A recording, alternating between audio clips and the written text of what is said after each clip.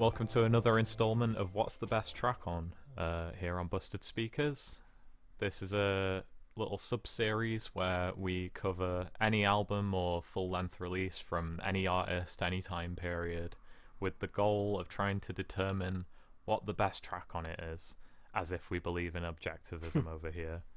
Really, I think it's just a good excuse to explore some classic albums, some interesting albums, controversial ones, and really narrow it down to a singular favourite, which I think in the case of the album we've picked this week was probably a huge challenge for all of us. For me, it's something I already had figured out, but I'm really sorry to you guys for burdening you with this one, but I hope it wasn't too much of a task to narrow this album down to just one song.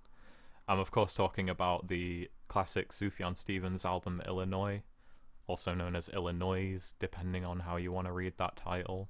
The album is about exactly what the title says. It covers, various different topics relating to the state of Illinois, and I remember he jokingly said he was going to do an album for every state because he'd already done the Michigan album, which is great, oftentimes sort of swept under the rug in favor of this one. Yeah. That one's great. Listen to that album as well if you've not heard it. Sufjan's one of my absolute favourite vocalists in the history of music, and if you don't know who he is, just look into this album. I think this album, as dense and as expansive as it is, it's a really great introduction to his huge ambition and amazing sort of songwriting ability. These are very long songs in more ways than one of them being the song titles, so yeah, I recommend to you guys that we use abbreviations for this one, because like Cam was saying when we weren't recording, he really gives Fall Out Boy a run for their money on this one. I'll just pass it along to you guys. Alex, what was your favourite track on Illinois? Well, you're right. Choosing this one was quite the challenge of determining what my favourite track on it was. I've loved this album for years, but honestly, it was like the whole album is so consistently rich and dense and lush, with so many strong musical elements and aspects, that I never ever thought of it in terms of what is the best track from it. I just thought these are some great songs from a great album from a great artist. So the way I tried to determine my favourite track was, I did something I've never done before, and I did a sort of pro-con, or just pros for most of them, of what every track offered me and what every song contains, to try and technically find what the best track is for me. Because on emotional levels, it's so hard to determine. Like, even after using this method, it was hard when I got it down to 3 Ed. Like, honestly, this might be the hardest one we've ever had to do on this series, Ed, and I feel like it might be for a long time. I'm so sorry. Well, it was good that I got to listen to the album again, but essentially, I got it down to 3 songs that I consider 10 out of 10 classics, and even then, getting it down to 1 was extremely difficult. So, for the longest time I saw the first 10 tracks as where all the essential tracks was, but then there are some hidden gems towards the end of the track list, or towards the middle. Oh yeah, the second half sneaks up on you. It sneaks up on you, and that is where my favourite track is.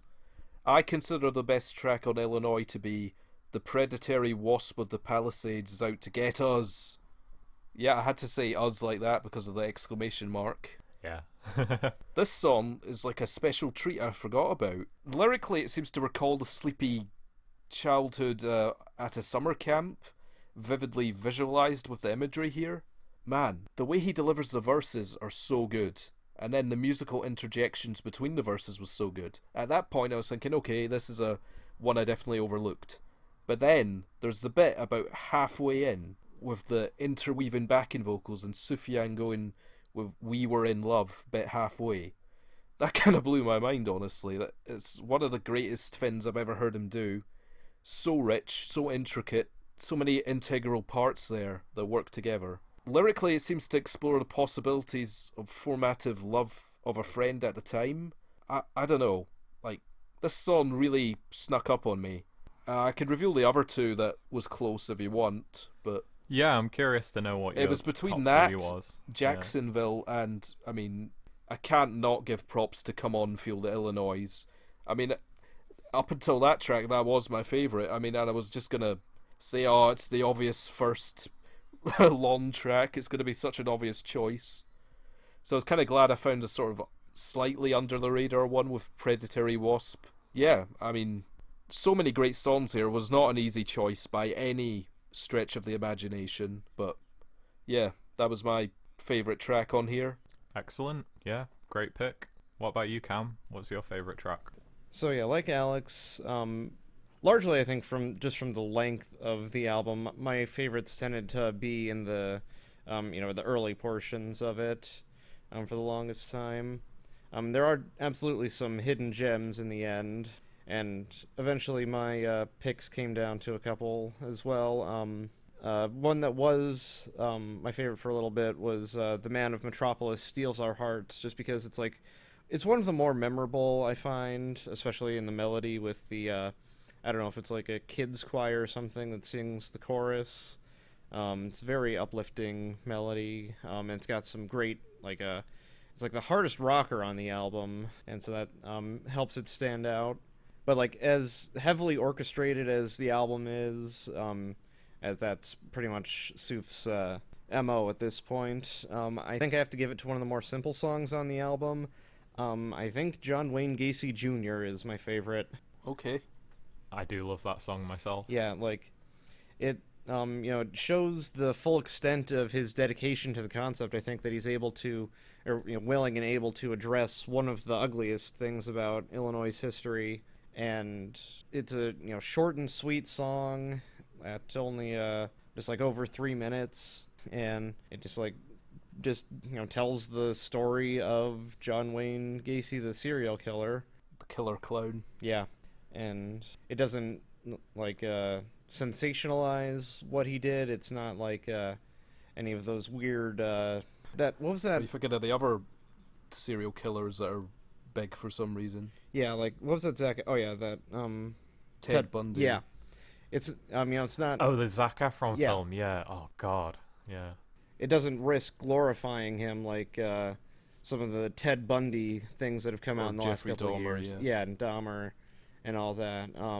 And I think the simplicity is meant to enhance the awfulness of it, just like how emotionally impactful it is. For some reason, like, I don't know what this says about me, and I say that way too often. So it probably says something about me. Yeah. That I just I really feel the outro. And in my best behavior, I am really just like him. Look beneath the floorboards for the secrets I have hid.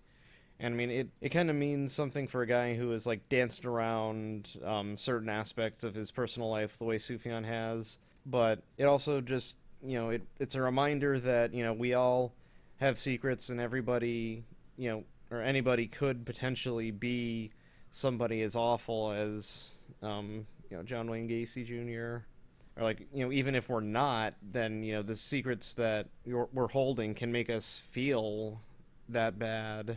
Yeah, I think it speaks to things like that, like Sufjan's kind of his sexuality. It's an aspect that can be the root cause of, happenings like what happened with John Wayne Gacy. Like, I'm not saying he's explicitly making that connection, saying that's why John Wayne Gacy was the way he was. Yeah, of course not.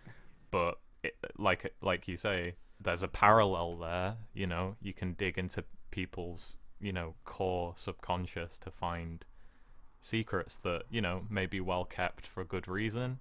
I mean, Sufjan's a Christian man, from what I understand, and if he isn't, I'm astounded by that, because he has a lot of Christian leaning music, but he's also an openly gay man, which we don't need to go into that with Christianity, but there's, plenty of shaming in that regard. I mean, there's plenty of shaming in general, but it's often portrayed as a very anti-Christian thing. So I sort of read it that way, I think. The thing with John Wayne Gacy Jr. is that has some of the most emotional singing I've ever heard from Sufjan, when he goes like... Oh yeah, when he reaches those high notes. Yeah, those high notes. It's a really great song, and it's something I can't imagine many other people pulling off. I don't know, it's just like the subject matter makes it kind of not fun to listen to. Yeah, that's fair. It's not meant to be fun to listen to at all. Yeah, it's not one of the anthemic tracks, no. That's for sure. it's like deliberately hard to listen to, but it's also really, he makes such an emotionally visceral song out of the circumstances of the killer. So yeah, it's a good choice, Cam. It really is. Yeah, it's really impressive as well because like there's songs here that have just immense levels of instrumentation, loads of backing vocals, tons of different instruments, like, orchestration. Come on, Feel the Illinoise is like a I mean that Zappa song has levels of instrumentation. Yeah, that song has so many different segments and sequences to it, so many different hooks. It's really nice how that goes straight into John Wayne Gacy Jr.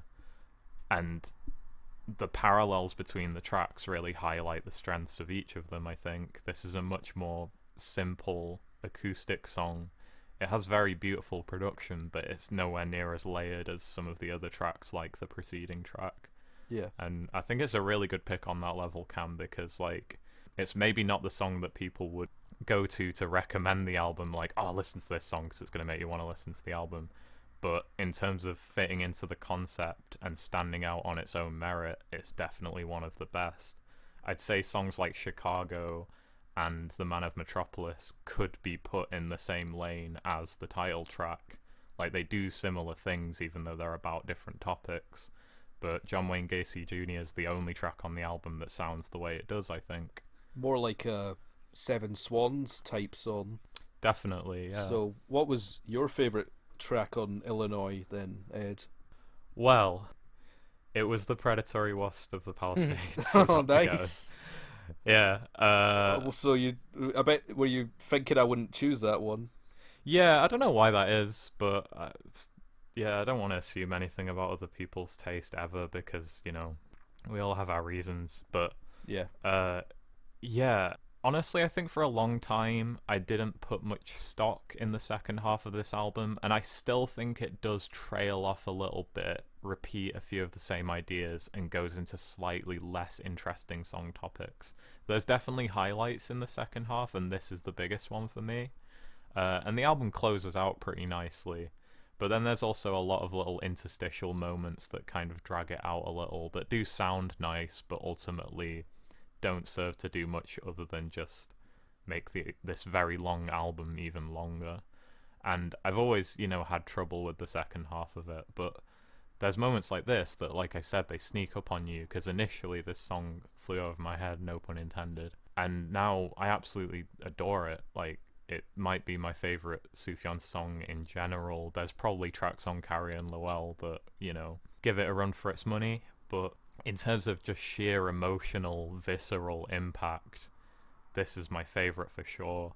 You mentioned the coda towards the end, the We Were in Love part.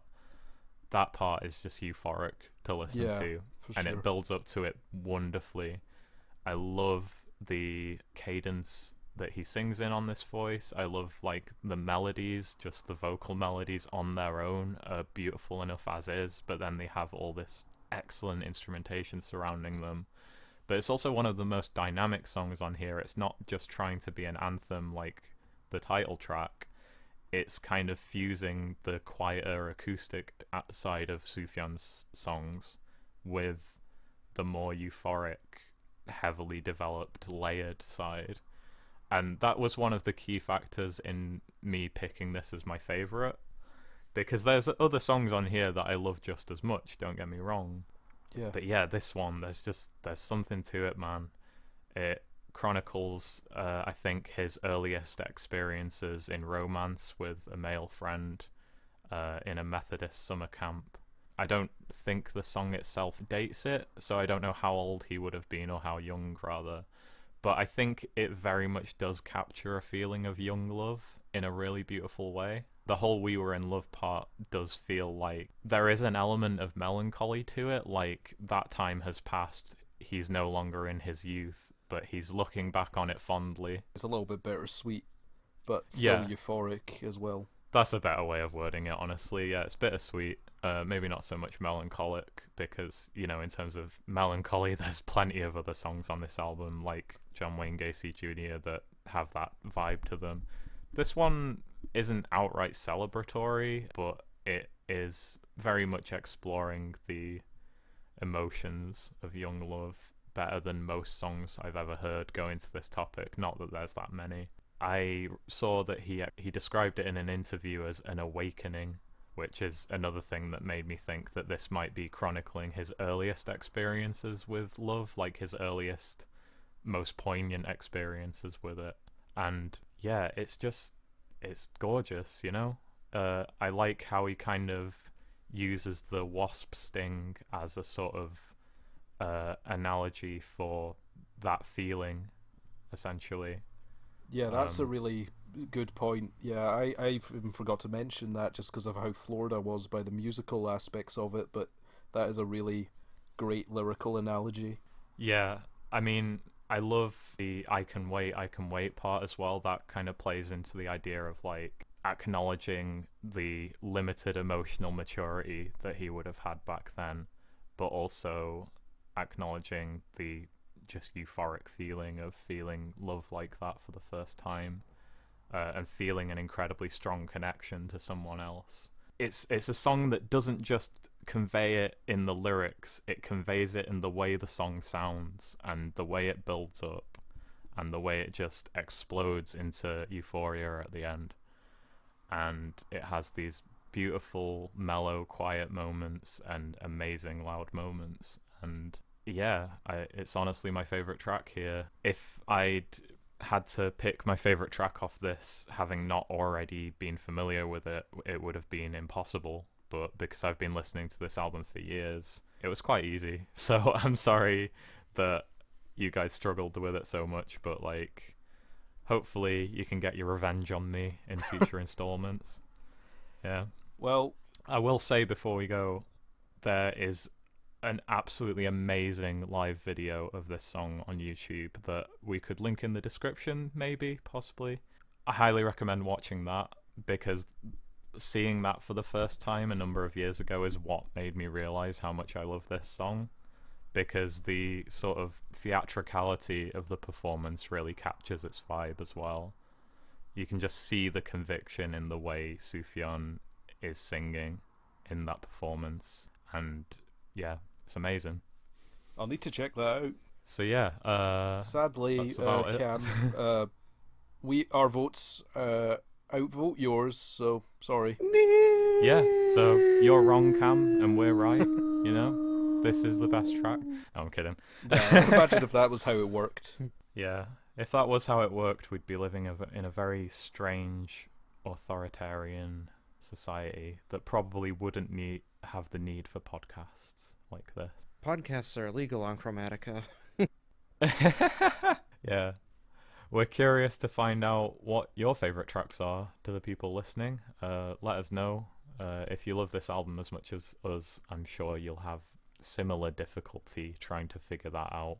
But hey, we're not burdening you with it. We just want to get a discussion going. So yeah, next time we'll be covering whatever Cam's chosen for us in a few weeks. He'll finally get his revenge on us. Definitely. Well, now I need to try to I'm find looking something forward to it. That'll be revengeful. Okay, thanks for joining us on this installment of What's the Best Track On. You can follow us on Twitter at _BustedSpeakers. You can follow Cam at subprospector. And, you know, give us a like. Give us a subscribe if you feel like it. If you enjoyed this video, the likes go a long way. So yeah, all that malarkey out of the way. Thanks for joining us, guys, and we'll see you next time. Bye. Adios.